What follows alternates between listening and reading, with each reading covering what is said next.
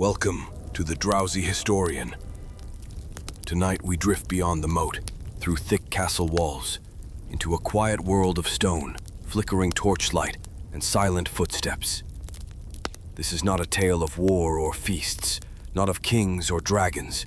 This is simply a peaceful day inside a medieval castle, told from the stillness of morning, all the way until the stars watch overhead.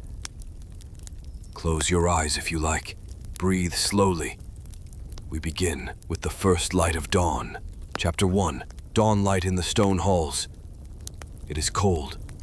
Not the biting cold of wind or rain, but the still, quiet cold of thick stone before the fires have been lit.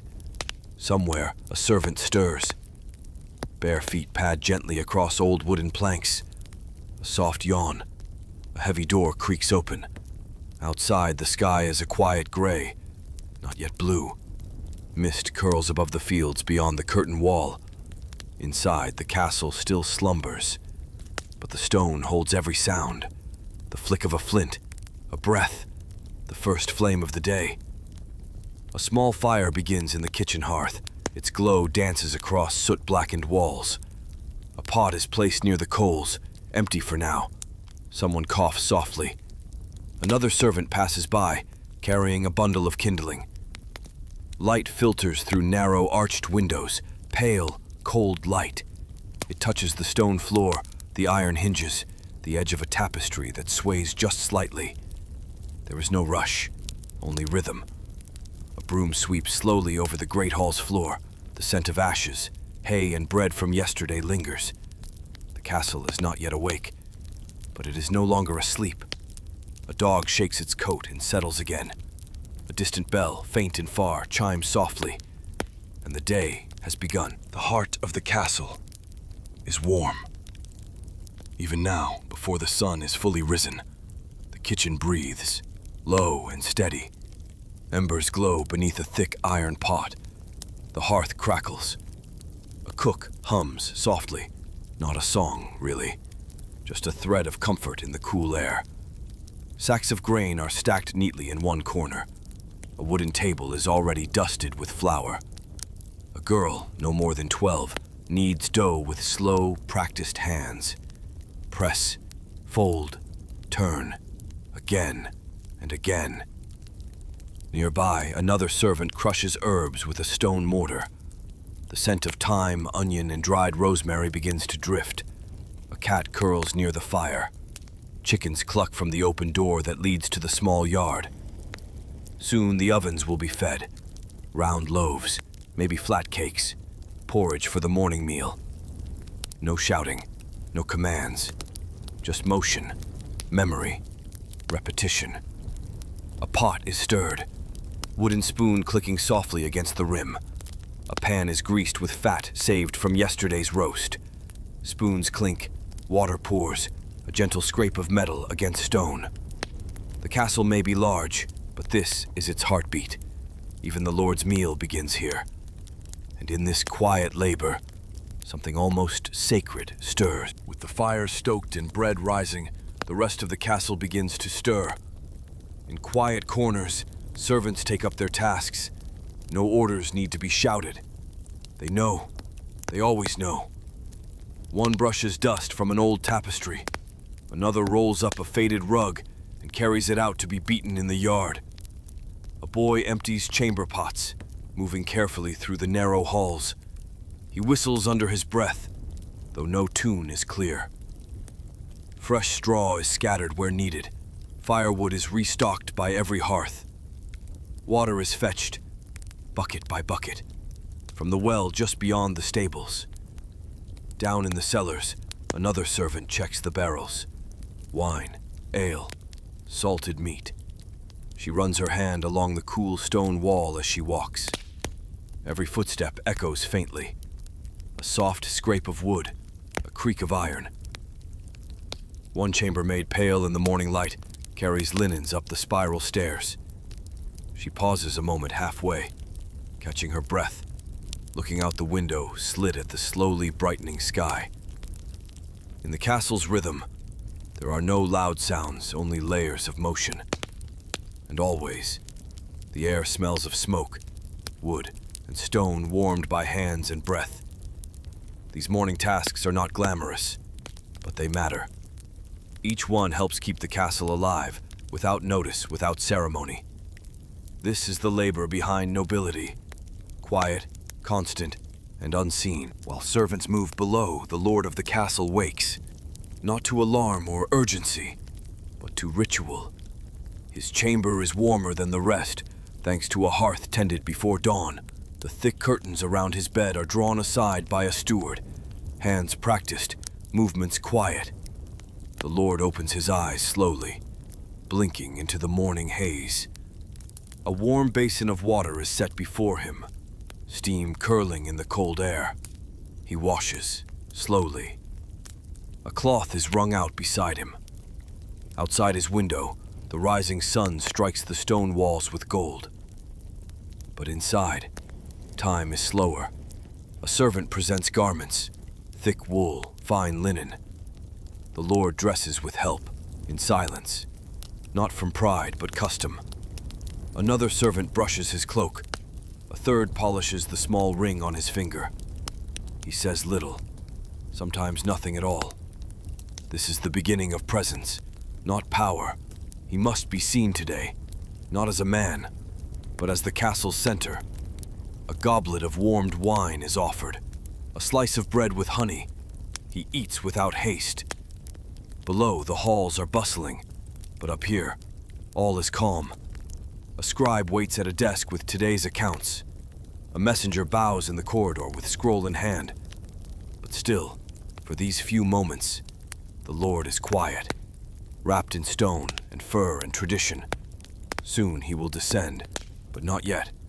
For now, he listens to the fire crackle and breathes the morning in. Elsewhere in the castle, behind a carved wooden door, the lady of the house wakes beneath embroidered sheets. The chamber is quieter than the lord's, softer too. A small brazier keeps the chill at bay. Tapestries mute the echoes of stone. Her maid enters without knocking, as always, familiar, gentle. She carries a bowl of warm water and a towel scented with dried lavender. The lady opens her eyes slowly, no words yet, just the slow return from dreams. A robe is offered, then slippers lined with fur. She rises gracefully, not from urgency, but rhythm. By the window she sits while her hair is brushed, slow, steady strokes that carry the silence. She does not rush her morning. A book lies near her bedside, psalms perhaps, or poetry. Sometimes she reads, sometimes she watches the light change on the stone floor. Breakfast arrives quietly, warm milk, a slice of sweetened bread. Servants say little unless asked. Her presence is calm, but never distant. Later, she may oversee the still room or visit the chapel. She may walk the garden paths with another lady or send word to her steward about the kitchens. But for now, it is morning. And the castle feels it, her quiet grace, her attention to order and care. Not loud, never loud, but seen. From her hands flow kindness, letters, and lace. She tends not just the castle's beauty, but its balance, and so her day begins in peace. Great Hall is brighter now. Sunlight slips through the tall, narrow windows, catching dust in slow spirals. The rushes on the floor are swept clean, then scattered fresh with herbs. Mint, marjoram, a little dried lavender. Long tables are wiped down with damp cloths, benches set straight, platters placed with care. Servants move with steady rhythm, no wasted steps. Pewter cups are filled. Trenchers, thick slices of stale bread, are laid out for the meal to come. At the high table, a fine cloth is unfurled, a goblet polished until it gleams. This is not a feast, but still the midday meal is shared with purpose. The lord enters first, cloak trailing, boots thudding softly on stone. He nods, no words needed. The lady follows. Her gown whispers as she walks. A prayer is murmured, soft Latin, barely above a whisper. Then the meal begins. Stew, steaming and simple. Barley, carrots, a bit of meat if the hunt was kind yesterday. Bread is broken, spoons lifted. It is quiet, but not silent. Low voices, careful laughter, the scrape of wood on stone, the rhythm of shared food. At a side table, a young squire eats quickly, always hungry. A steward glances his way but says nothing. Further down, an older knight dips bread in his broth and stares at the flickering fire, lost in thought. Servants do not eat here, but they watch, ready to refill, to carry, to clean. When the meal ends, it ends simply. No fanfare, just the quiet return of dishes, the gentle lifting of bowls, the brushing away of crumbs. The hall empties slowly, its warmth lingering in the air. A fire crackles. The scent of stew clings to the stone. And for a little while, the castle rests, its bellies full, its voices hushed. The sun has risen high now, its warmth stretching across stone walls and ivy-covered corners. Outside the keep, the castle grounds are hushed, not silent but slowed. A gentle breeze stirs the flags above the battlements, their fabric flutters softly, catching sunlight like faded gold. In the gardens, the lady walks among herbs and roses, her gown brushing the dew-kissed path. A maid follows behind, carrying a basket, stopping now and then to pluck sprigs of sage, mint, or rosemary. Near the stables, a boy brushes a quiet mare. He hums, just a breath of melody, lost in the rhythm of his hands. The courtyard is calm. A blacksmith works, but not hurriedly. The clang of hammer on metal rings soft in the air, steady, slow like a heartbeat through stone. Chickens wander near the kitchen door. A sleepy dog lies stretched in the sun, its breath rising and falling in gentle waves. Two children play with a stick and a hoop, their laughter light but distant. The kind that doesn't break the stillness, only fills it. At the well, a girl lowers a bucket, hand over hand, pausing to watch the ripples below before drawing it up. On the outer walls, a guard leans lazily on his spear, eyes half-lidded, watching the clouds more than the fields. The castle breathes differently in the afternoon. Slower, deeper, as if the stones themselves are napping. And in this quiet, nothing is wasted. Time moves, yes, but softly. Tucked within the inner wall, past a low arch and a narrow passage, sits the chapel. It is small, humble, stone-walled, candlelit. The air is cool and smells faintly of beeswax and old incense. A single stained glass window glows with warm color, spilling reds and blues onto the flagstone floor. Here, time quiets even more. A monk kneels before the altar, not moving, not speaking, just breathing. His robe pools around his knees like water. The chapel bell does not ring often. When it does, it is soft, almost mournful. Today there is no sermon, only presence.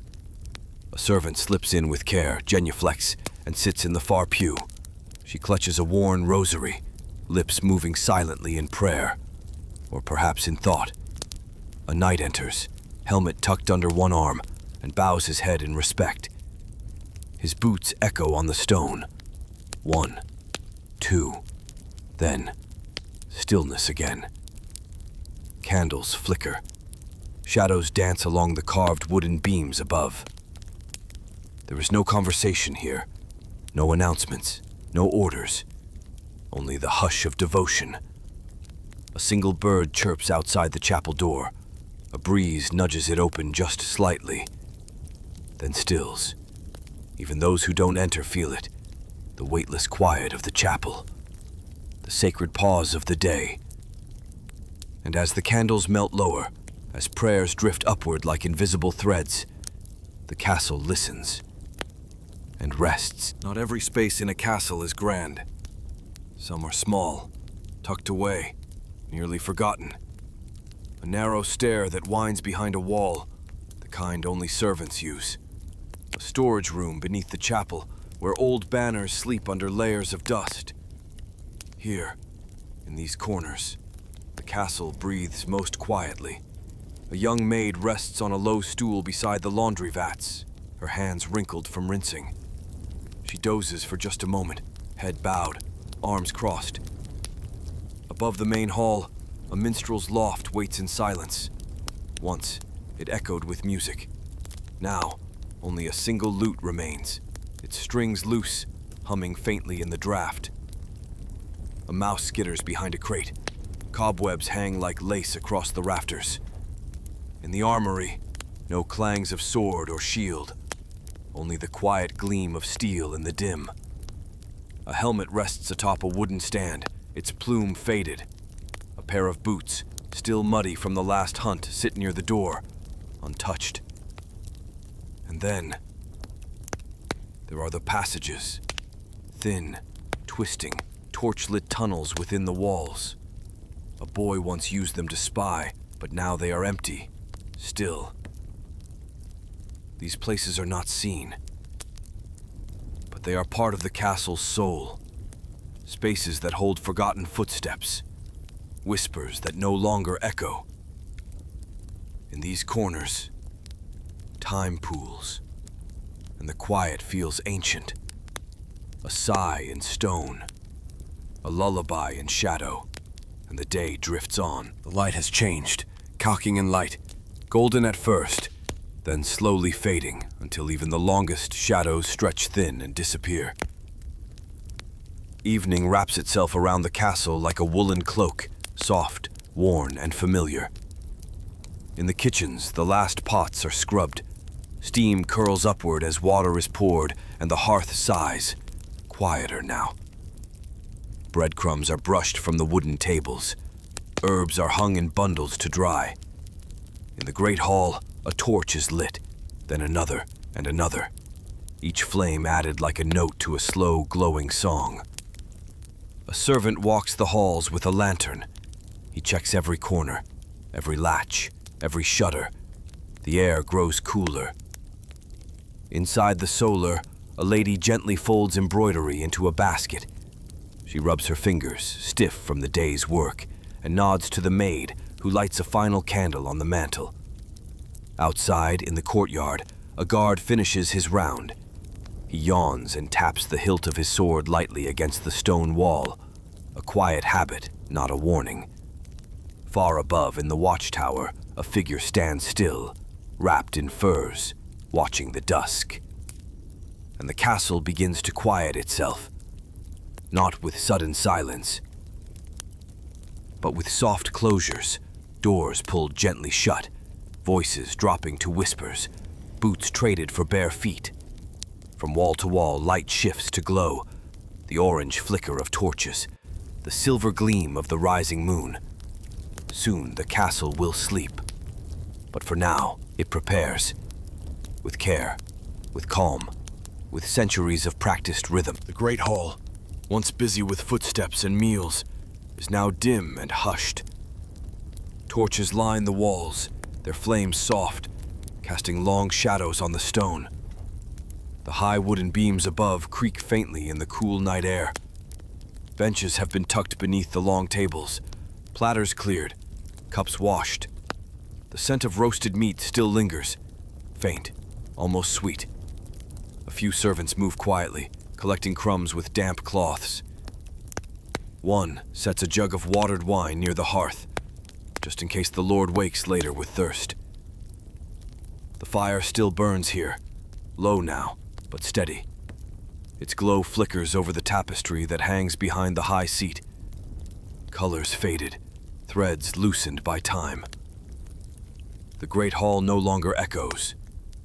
It hums, a low, warm hum of stone and flame. A dog lies curled by the fire. Its ears twitch once, then settle again.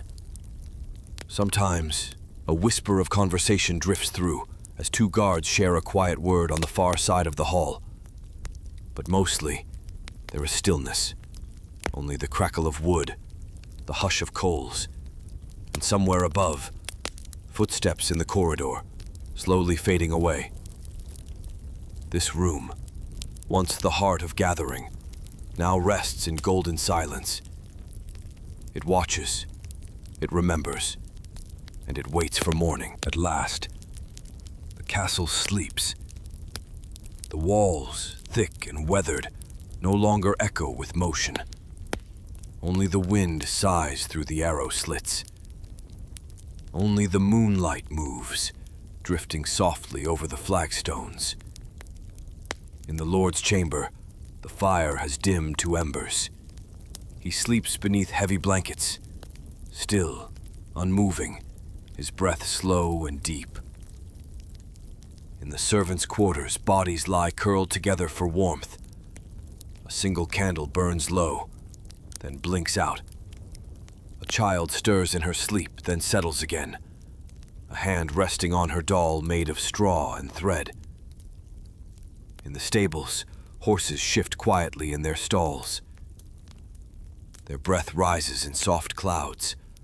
A hoof scrapes the floor, then all is still again. Even the owls, high in the tower eaves, make no sound now. Only the stars remain fully awake. They shine down over the silent rooftops, over the empty courtyard, over the sleeping gate. The castle holds its breath, wrapped in its age, and quiet, and stone. Nothing stirs, not in the chapel, not in the kitchen, not in the towers. Only dreams now, and the gentle hush of night, until dawn. Thank you for wandering with us through stone corridors, quiet kitchens, and starlit towers. May the stillness of the past stay with you as you drift into your own quiet night. From all of us here at the Drowsy Historian, sleep well.